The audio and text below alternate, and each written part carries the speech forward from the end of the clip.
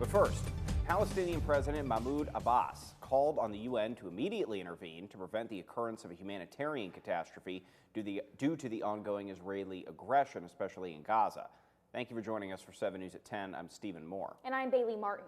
Video from Gaza showed the city being hit by Israeli strikes with buildings on fire and sounds of large explosions. Gaza's health ministry said at least 687 Palestinians have been killed and 3,726 wounded in Israeli airstrikes on the blockaded enclave since Saturday. Well, continuing coverage, the attacks on Israel have shaken the world.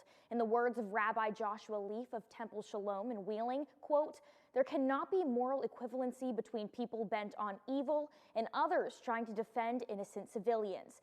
This situation has not only affected Israel, but folks close to home as well." Israeli skies were filled with rockets Saturday morning, causing explosions above and explosive emotions on Israel's soil down below, also reaching the hearts of the rest of the world all the way to us here in the Ohio Valley. It's truly horrifying to see the effects when people choose to be evil.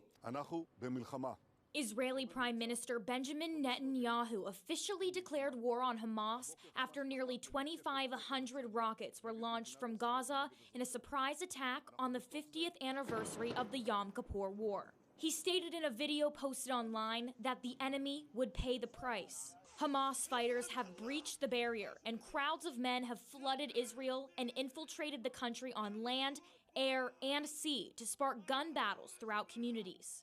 Armed Hamas fighters had one goal and one goal only. They went for grandmothers, children, babies.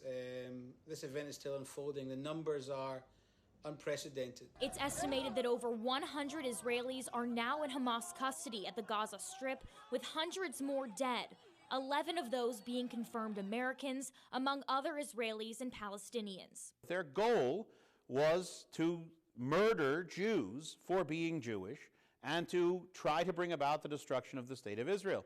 They murdered people in their homes while they slept. They beheaded folks. They kidnapped children. They forced women to march naked through the streets. They put toddlers into cages and are throwing garbage at them and torturing them.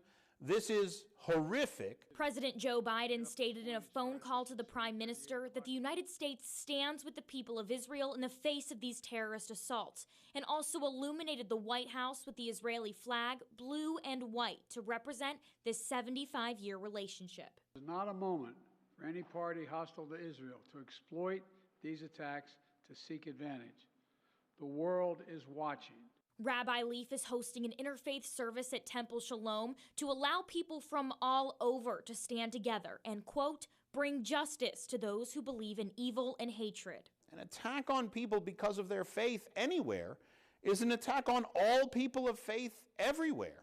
All of us who believe in freedom are under attack right now, not just Israel.